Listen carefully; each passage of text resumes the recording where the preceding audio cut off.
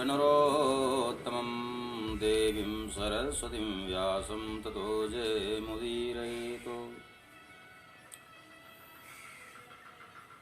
मानव बना रहे या मानव देवता बन जाए, देवत्व को प्राप्त हो जाए, देवता बन करके मानव रूप में भले दुनिया को दिखाई पड़े मानव है, लेकिन देवता बन करके पूरे विश्व का कल्याण करे, संसार के काम आए, परोपकार के कार्य करे। इसी उद्देश्य से वेद व्यास जी ने पुराणों के माध्यम से मानव को जगाया, मानव को बताया मानवता सुरक्षित कैसे रहेगी। ये समस्त विधान पुराणों के माध्यम से व्यास जी ने बताया। भगवान श्री कृष्ण ने भी अवतार लेकर के मानवता की रक्षा के लिए पूरे जग को शिक्षा दी, मिसाइल कायम की। बचपन से ही हमारे मानव समाज की रक्षा हम कैसे कर सकते हैं। मानव समाज में जो बुराइयां हैं वो समस्त बुराइयों पर भगवान कृष्ण का ध्यान केंद्रित था। शहर वाले हमारे मट्ठे दही मक्खन को खाते हैं, उसका पैसा भी नहीं देते हैं, ठिठोली भी करते हैं बच्चियों से। माखन चोरी का जो चोरी का उद्देश्य था यही था कि माखन को ना देंगे, फेंक देंगे, लेकिन उस दंडों को नहीं खाने देंगे। ऐसे भगवान श्री कृष्ण के बचपन से लेकर के उनके पूरे जीवन का अगर अध्ययन किया जाए तो मानव कल्याण के लिए, मानव समाज के लिए उन्होंने एक मिसाइल काम किए। मानव जन्म से शुद्ध होता है, कोई भी मानव कहीं भी जन्म लिया हो उसने। जन्मना जायते शूद्र संस्कारा द्विज उच्यते। जन्म से सभी शुद्ध होते हैं, पशु के समान होते हैं, पक्षियों के समान होते हैं, लेकिन जब उनमें संस्कार डाले जाते हैं तो पशु भी इशारे से नाचने लगता है, गाने लगता है, काम करने लगता है। जिसमें संस्कार डाले जाते हैं अच्छे, तो उसे द्विजत्व की प्राप्ति हो जाती है, मानव कल्याण के लिए योग्य हो जाता है। जो मानव का कल्याण करने के योग्य हो जाता है वो द्विजत्व की प्राप्ति उसे होती है, वो द्विज बोलते हैं उसे। फिर धीरे धीरे वेद शास्त्रों का अध्ययन करके मानव कल्याण के लिए जो विचार करता है तो विप्र हो जाता है। फिर धीरे अपने शरीर विज्ञान को जान करके कि हमारा शरीर क्या है, शरीर कैसे चलता है, किन तत्वों से शरीर बना हुआ है। जब शरीर का ज्ञान उसे हो जाता है तो पंडित हो जाता है, पिंड का ज्ञान उसे होगा। इसके बाद ये पिंड है, इस पिंड को चलाने वाला कौन है, कौन सी वो शक्ति है। तो शक्ति जब तक रहती है, शरीर सब अंग काम करते हैं, वो शक्ति निकल जाती है तो शरीर शव हो जाता है, मुर्दा हो जाता है। कौन शक्ति है? वो ब्रह्म की शक्ति है। उस ब्रह्म को जान लेता है तो इसके बाद वो ब्राह्मण हो जाता है। ब्राह्मण का मतलब ये होता है जो पूरी सोसाइटी के लिए सोचता है। उसकी सोच एक सीमित दायरे तक नहीं होती, असीमित दायरा उसका सोच का होता है। सर्वे बंधु सुखना की भावना उसकी होती है, उसको ब्राह्मण बोलते हैं। ब्राह्मण कभी किसी का हित नहीं करता है, सोचता तक नहीं मन में। जो सबका कल्याण करे, सबके लिए सोचे, उसी को ब्राह्मण कहा गया। ब्रह्म की उपासना में रहता है, पशु पक्षी में समय ब्रह्म को देखता है, उसे ब्राह्मण कहा गया। कोई भी ब्राह्मण बन सकता है, कोई भी पंडित बन सकता है, कोई दुज हो सकता है, कोई विप्र हो सकता है। ये संस्कार मेरे अंदर नहीं आएंगे तो हम साधारण ही पशु के समान, पक्षियों के समान शूद्र ही बने रहेंगे। पशुओं और पक्षियों को भी शूद्र कहा गया कि उसमें संस्कार नहीं होते। जब संस्कार उसमें डाले जाते हैं, पक्षियों में, पशुओं में, मनुष्यों में, तो वो द्विजत्व की प्राप्ति उसमें हो जाती है। जो ये होता है ब्राह्मण, तो पूरे समाज को नई दिशा प्रदान करता है, मानवता की रक्षा के लिए सतत प्रयास करता रहता है। मानव का प्रथम कर्तव्य है कि पशु पक्षियों के समान पशु पक्षी भी प्रातःकाल जो है कौवा बोलता है, मुर्गा बोलता है, पक्षी भी उड़ जाते हैं। लेकिन मानव, जिसको मानव अपना श्रेष्ठ कहा जाता है कि बड़े भाग मानुष तन पावा, मेरे समान दूसरा कोई भाग्यशाली नहीं, बड़े भाग्य अच्छे कर्म किए थे उनको मनुष्य तन मिला है। तो मानव का धर्म है प्रातःकाल सूर्योदय से पहले ही उठ जाए, उत्तमात को पर परमात्मा को धन्यवाद दे कि कल सोए थे रात में, आज प्रातःकाल उड़े आपकी कृपा से, तारागण स्थित हो, उस समय ब्रह्म का ध्यान करके उनको प्रणाम करें। ये मानव का कर्तव्य है। स्नान आदि क्रियाएं सिद्ध करें, गंगा नजदीक है गंगा का स्नान करें, या वशिष्ठ पत्नी अरुंधति का 3 बार नाम लेने से गंगा स्नान का पुण्य मिल जाता है। सुधा सुधा सुधा 3 बार कहने से तीर्थों में स्नान करने का पुण्य मिल जाता है। पितृपक्ष चल रहा है, पितृपक्ष में जो हम लोग तर्पण करते हैं, सुधा तस्मै नमः, सुधा तस्मै नमः, सुधा तस्मै नमः बोलते हैं, तो सुधा देवी का 3 बार नाम लेने से जो प्राणी 3 बार नाम लेता है तो तीर्थ में स्नान करने का पुण्य मिलता है उसे। इसलिए जो श्राद्ध कर्म में हम लोग जल तर्पण करते हैं, सुधा 3 बार बोलते हैं, तो पितरों को सदगति मिलती है। लेकिन जो सुधा 3 बार बोल रहा है उसको भी तीर्थ स्नान करने का पुण्य मिल जाता है। भगवान शंकर के ध्यान से मन पवित्र होता है। परम पुरुष नारायण का ध्यान करने से प्राणी बाहर भीतर से पवित्र हो जाता है। इसके बाद स्वच्छ वस्त्र धारण करके पवित्र स्थान पर ऊन वगैरह का आसन हो या पोषा का आसन हो, बैठ करके ध्यान पूजन मनुष्य को करना चाहिए कि हम लोग कल्याण के लिए क्या कर सकते हैं, अपने परिवार के कल्याण के लिए क्या करें। ऐसा कोई कौन सा कर्म है जिसको करने से समस्त संसार का कल्याण हो और किसी का अहित मेरे द्वारा न हो। परहित सरिस धर्म नहीं भाई, पर पीड़ा सम नहीं अजमाई। साधक को अर्थात मनुष्य को चाहिए विधिवत स्नान करना चाहिए, साफ सुथरा रहे। यदि स्नान नहीं किया है ठीक ढंग से तो निश्चित ही पूजन पाठ का फल नहीं मिलता है। पूजन सामग्री जो है वो भी पवित्र ढंग से लाई गई हो। जो पूजा करने जा रहे हैं, जो पुष्प पत्र पुष्प लाएं, जो सामग्री एकत्र है दूध दीप, वो भी पवित्र गाढ़ी कमाई से धन से एकत्र की गई हो सामग्री। प्रथम तो आवश्यक है कि शरीर पवित्र हो, मन पवित्र हो, धन पवित्र हो, स्थान पवित्र हो, तब आपको साधना करने का फल मिलता है। तब देवता निर्धारण करता है इसको फल क्या दिया जाए। यदि आपका शरीर पवित्र है, मन पवित्र है, धन पवित्र है और स्थान पवित्र है, जहाँ भी पूजा करें वो स्थान साफ सुथरा होना चाहिए। जैसे पांडवों ने यज्ञ किया, ब्राह्मणों ने दिव्य आशीर्वाद दिए, दिव्य यज्ञ किया था पांडवों ने, लेकिन यज्ञ के बाद ही उनको वनवास जैसे महान दुखों की प्राप्ति हुई। अर्थात ब्राह्मणों के आशीर्वाद जो दृढ़ कवच थे वो निरर्थक हो गए। जिस यज्ञ में देवर्षि नारद, वेद व्यास, साक्षात परमात्मा श्री कृष्ण विराजमान थे, उस यज्ञ का फल उल्टा कैसे हो गया। पांडवों ने यज्ञ किया और यज्ञ का फल उल्टा हो गया। परमात्मा के प्रभाव को भी उसने नगण्य कर दिया। कौन सा ऐसा कर्म हुआ था? अर्थात उसमें पांडवों की भावना पवित्र थी, मन पवित्र था, शरीर पवित्र था, सब कुछ पवित्र था, स्थान भी पवित्र था, आचार भी बहुत अच्छे थे। अत्र वगैरह अच्छे अच्छे आचार्यों को भगवान कृष्ण ने बुलाया। दिव्य ऋषि लोग यज्ञ करा रहे थे, मंत्रों में कोई चोटी नहीं थी, सब कुछ अच्छा था। क्या कमी रह गई?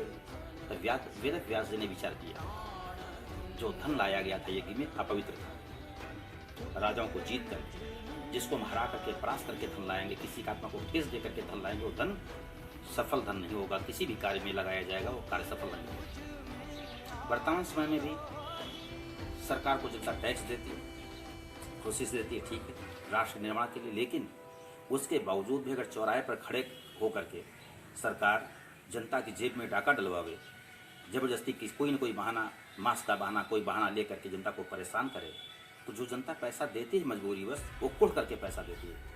वो पैसा जहाँ भी लगेगा, जिस क्षेत्र में लगेगा, वो कार्य सफल नहीं होगा और खजाने का भी सर्वनाश सत्यानाश हो जाएगा। जीडीपी गिरने का कारण यही है हिंदुस्तान में, पूरे धन का सत्यानाश हो गया कि गरीब जनता बेचारी जो है कोरोना से परेशान है, आपत्तियों से परेशान है, उसके बावजूद भी चौराहे पर खड़े होकर के उसमें जनता को मदद की आवश्यकता थी।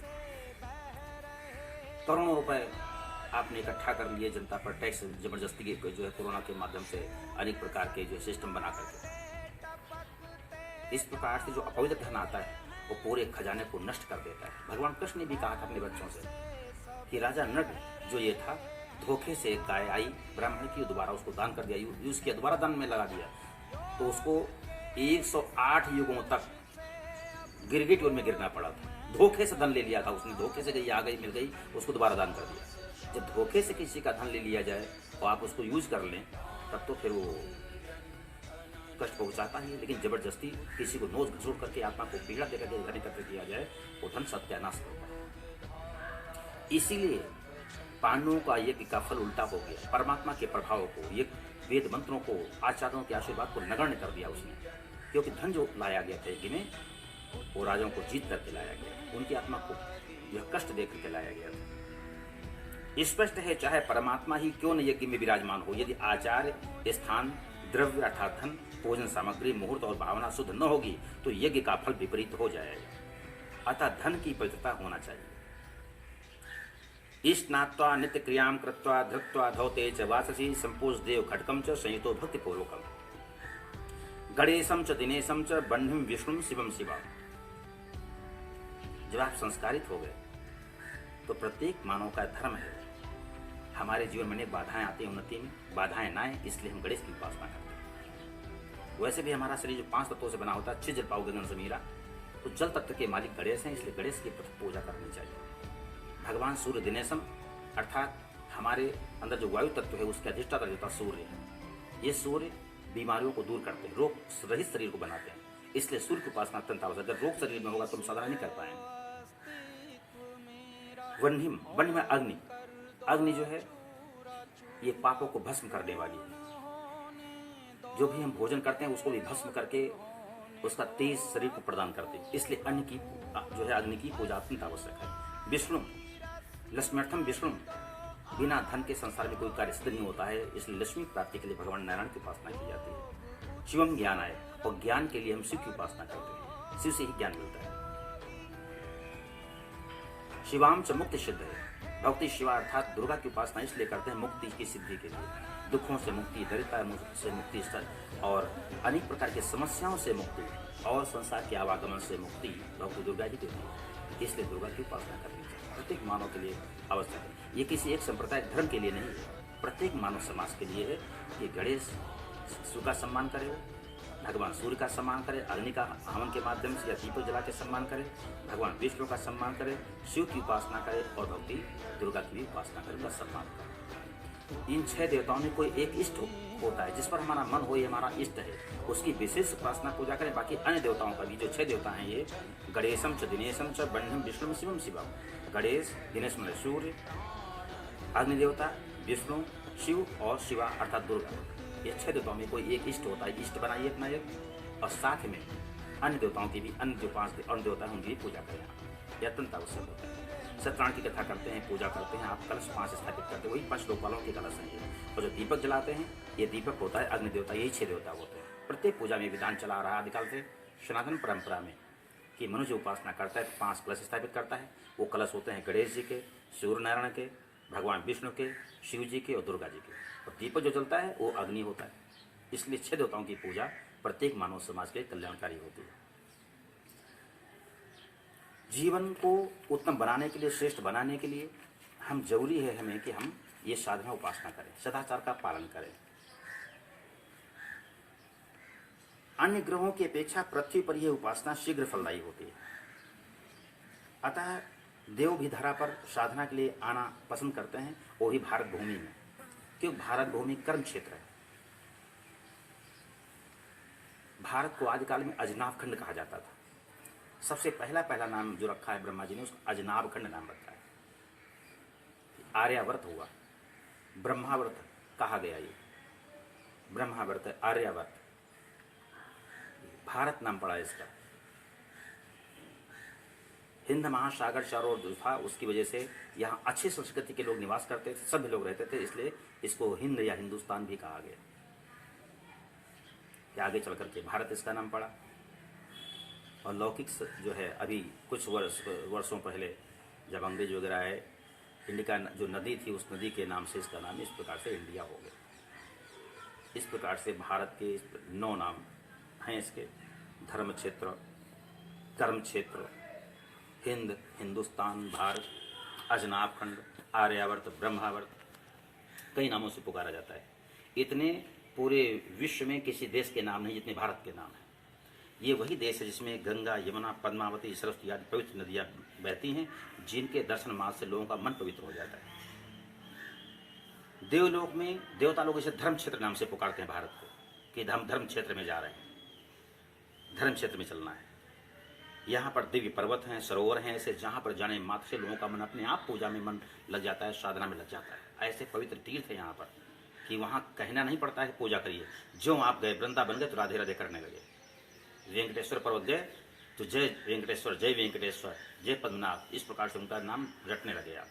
जगन्नाथ क्षेत्र उड़ीसा गए, जय जगन्नाथ अपने आप हृदय से निकलने लगता है, जय जगन्नाथ जय जगन्नाथ। अयोध्या गए, जय श्री राम निकलने लगता है। इसलिए भारत में ऐसे ऐसे पवित्र स्थान है जहाँ सिर्फ जाने मात्र से साधारण इंसान का भी मन अपने आप ईश्वर में लग जाता है। ऐसा देश भारतवर्ष है। भारत जैसे पावन देश में जन्म लेकर पशु पक्षी भी दिव्य गति को प्राप्त हो जाते हैं। भारत में जन्म लेना ही सौभाग्य की बात है।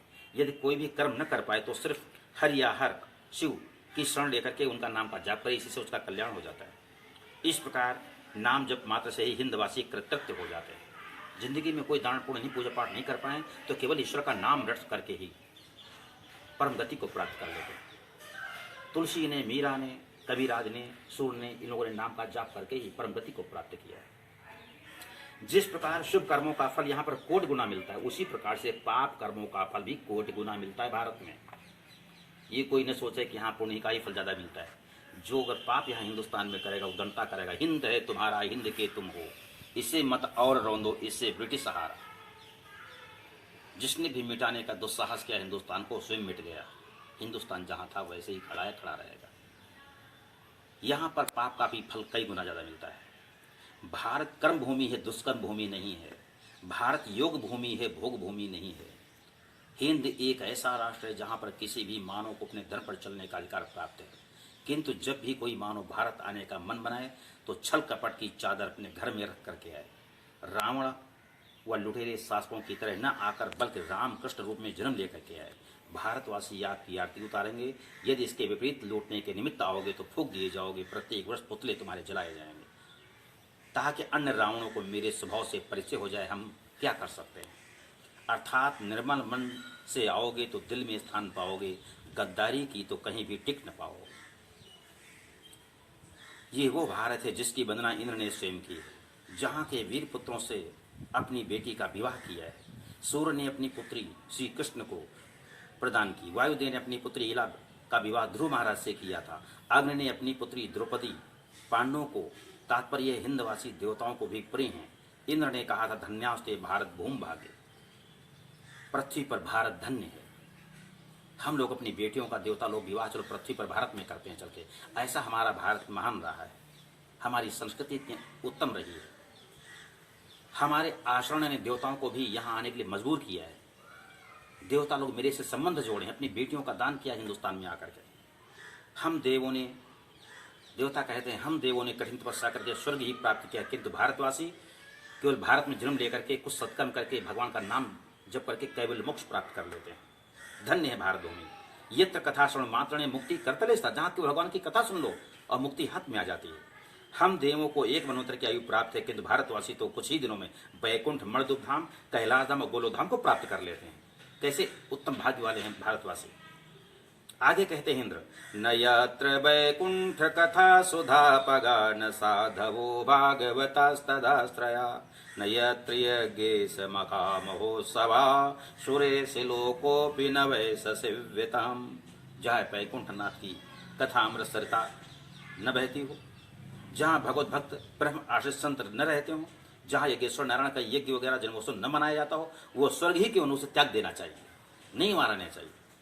इसलिए भारत भूमि श्रेष्ठ भूमि, यहाँ निवास करना चाहिए। बेविचार पापाचार से काटी गई 100 वर्ष की आयु व्यर्थ है, किंतु सदाचार युक्त 2 घड़ी की आयु भी श्रेष्ठ है। इसलिए मनुष्य को सदाचार का ही पालन करना चाहिए। मानव जीवन का सबसे बड़ा लाभ यही है कि कर्मों को करते हुए हरि चिंतन करे और राष्ट्र व आत्म कल्याण के लिए कार्य करता रहे। मानव द्वारा हमेशा 3 प्रकार के कर्म होते हैं, सात्विक, राजस और तामस। जब मानव दूसरे के कल्याण के लिए विचार करता है, परोपकार उसके अंदर आ जाता है, तो सात्विक कर्म कहलाता है और ऐसे मानव को देवता कहा जाता है।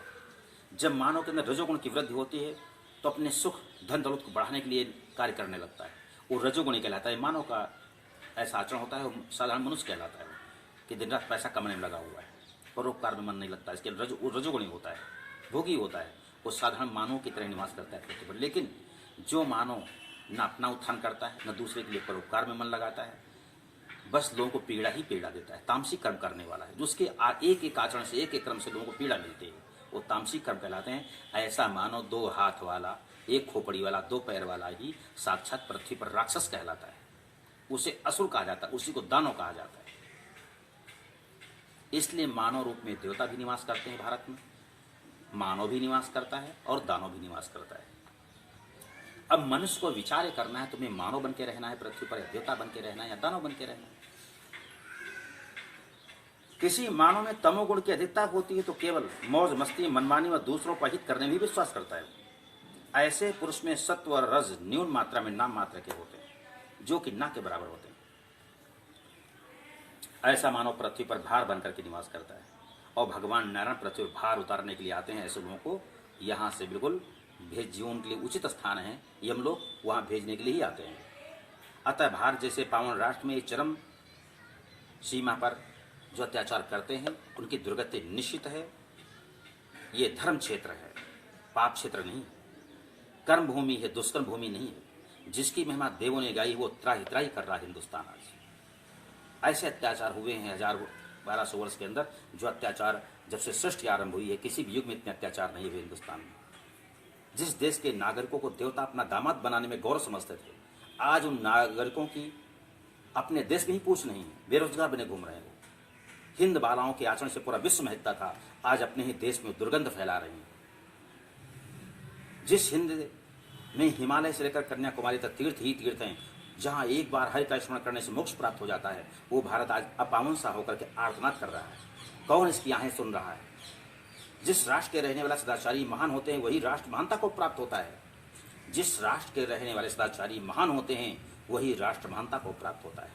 जब भी मानव पाप कर्म करता है तो उसी को अर्थात पूरे शरीर को लोग पापी कहते हैं, न कि हाथ पैर आंख को पापी कहते हैं। अर्थात पाप किया नेत्र ने दम और बदनाम हुआ आत्मा सहित पूरा शरीर।